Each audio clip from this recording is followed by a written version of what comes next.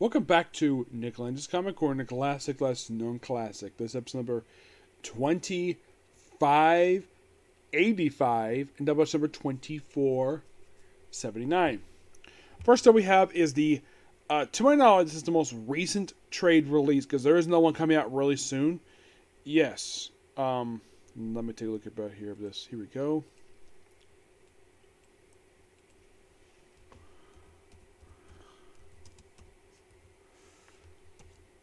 Hoop. No.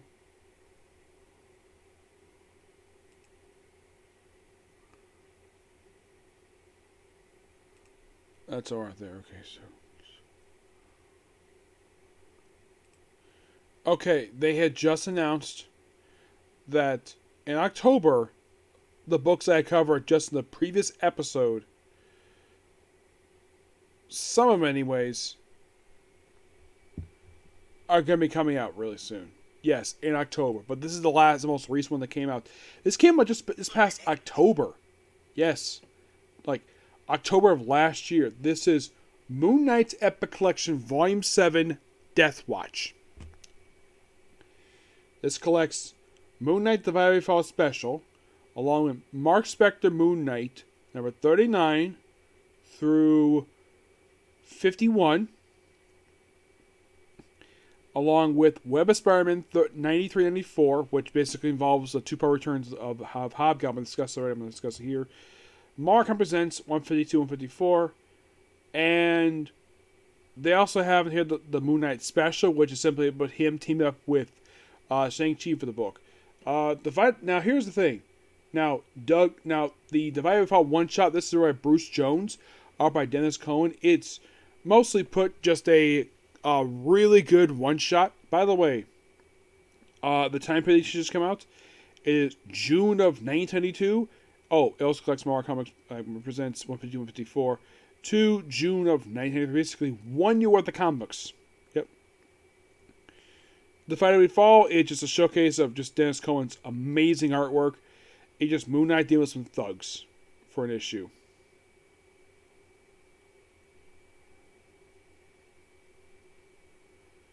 It's just a Moon Knight one shot. They included it here because it was published this period of time. So why the heck not? And then now here's the thing about these issues. Now,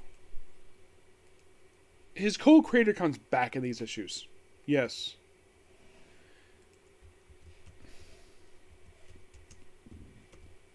Now, Chuck Dixon, the guy who had been pretty much writing this book since the start of it, these issues are sadly his wrap-up for the book. You're thinking, really? Yeah. Actually, he writes some afterwards, but basically, we have Terry Kavanaugh, who takes over the writing duty for these issues, and he does issues 35 to 60. He's pretty much a writer for majority of the rest of the book. Doug Moak, the guy who co-created Moon Knight, he also does some issues here too. Thinking, really? Yeah, really. He does some issues for Moon Knight.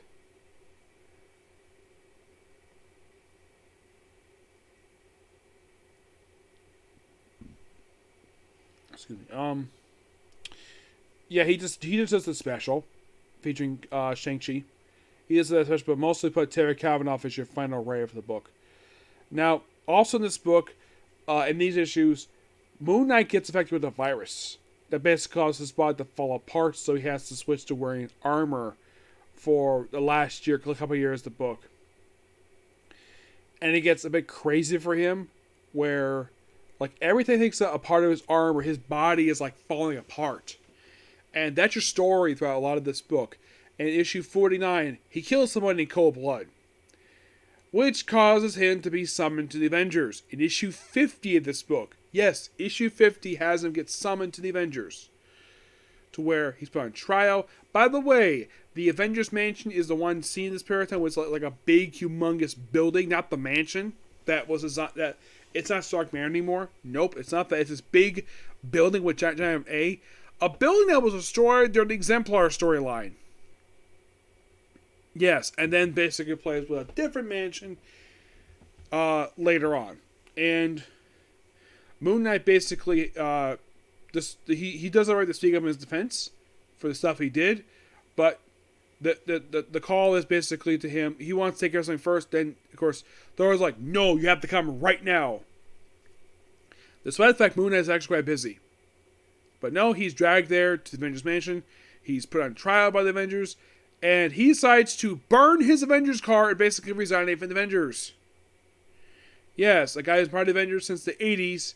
It's like, nope, he's done. And then, like, very next issue is basically like the last book we have here. Yeah, like, right afterwards.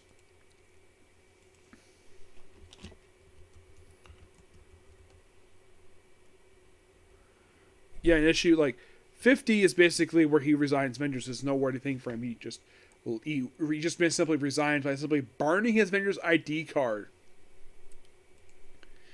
And in issue 51 of the book, he takes on Harlan Silverbird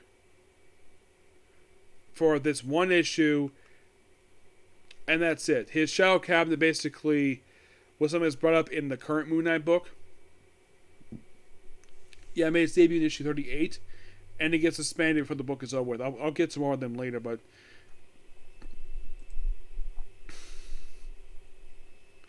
it's like basically these are a group of people he works with throughout the last couple of years of the book, and well, he decides why not. They're made up of the Shadow Cabinet are made up of these people that are led by Moon Knight. The members are CoverGirl, Dawn G, Fingers, Junior Birdman, Mercy, Penny Annie, Psycho, Scout, Shark, Sheriff, Sigmund, Skittish. It's basically just his network. That's kind of in the way what the group was meant for. Terry Kavanagh basically created this group just to explode mostly his run, and then the book just ends. Yeah. Really good book. I thoroughly enjoyed it. I'm going to give the book roughly I'm going to give it a 9 out of 10. The next time I'm talking about Moon Knight will be the last 9 issues of this book. Yep. Next up we have is let's shred that yellow shirt and basically go to Chicago. Because we have Luke Cage, Second Chances. This collects Marvel Comics Presents issue 82, which was, at the time, his first appearance since the end of Power Man Iron Fist 125. And then it also collects the first 12 issues of his ongoing series. Most of it, Luke Cage is murdering Iron Fist, so he has to move to Chicago to clear his name. And of course, the opening issue of the book is set right after issue 61 of Punisher, Volume 2. Yeah, there's some effects of Punisher that's effective in this book, but most of the put is Luke Cage wearing this attire. He no longer wears the yellow coat. And despite people call him Power Man, he's like, I'm not Power, I'm Cage. Yes, that's the way the writer wrote it. Because the writer is Mark Millar. The artwork is done by Dwayne Turner, Rick Tyler, Sal Bellito, and Gordon Picchio.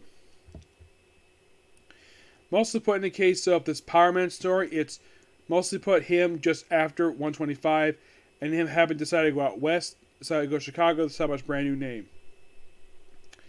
And of course, the issue itself, because of 1990s, it's a collector's item. Yep. Yeah. And the book itself lasted for 20 issues. The reason? Low sales. Yeah, the book wasn't popular with a lot of people, so mostly put, basically, it's like some sandal issues where he just beats some thugs. Like, you know, like the tiara he wore. Tiara's not here anymore. He gets the yellow shirt for his blue coat, and he wears this pretty much the whole run.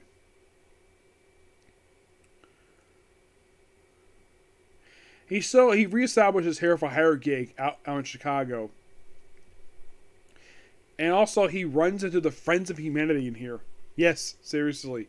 In Cage number 2, he runs into Smiley Robots from X Factor. Yep.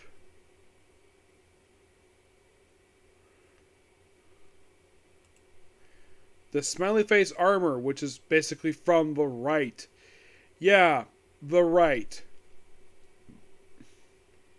Yeah, apparently the Hammer got their hands on this armor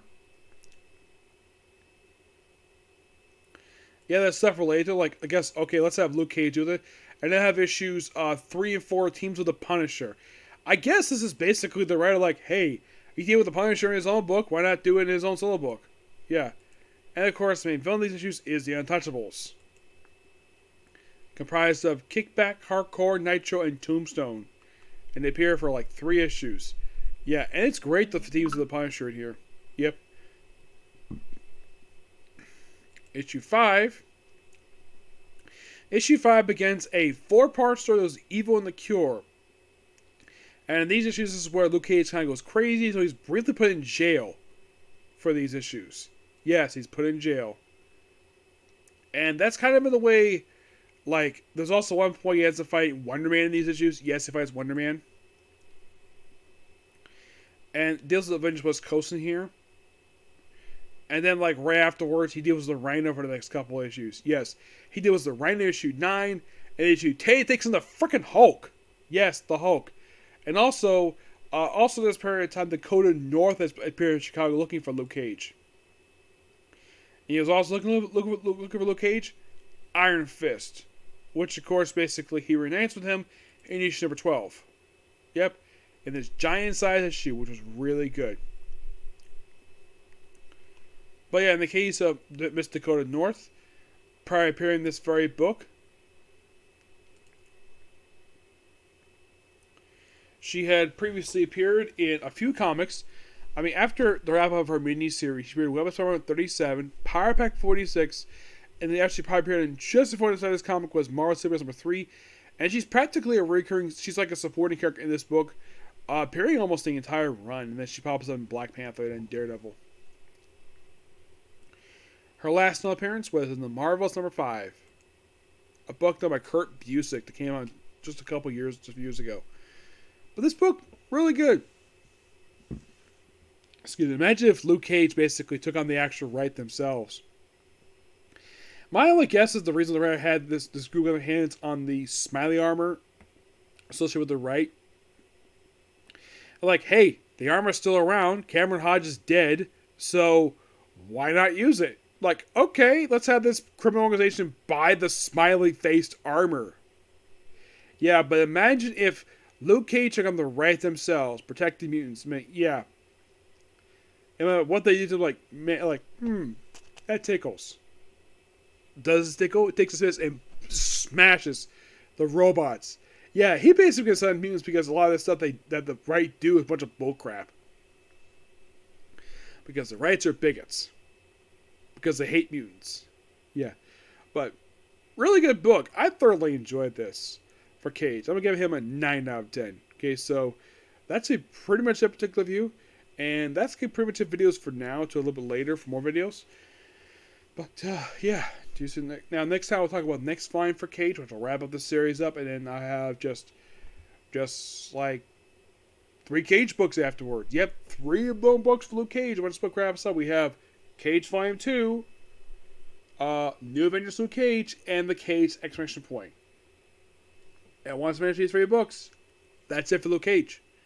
Yep. So he's got at least about 4 more rounds for him. In the case of Moon Knight, I'd say both him and Moon Knight probably wrap up both around the same period of time. Yeah, Moon Knight's got 3 rounds left, while in the case of Luke Cage, got 4. It's basically just after. I'd say both wrap up really soon. Yep. But to the next video. But you should also be sure to like, comment, subscribe. Okay, next video. Bye.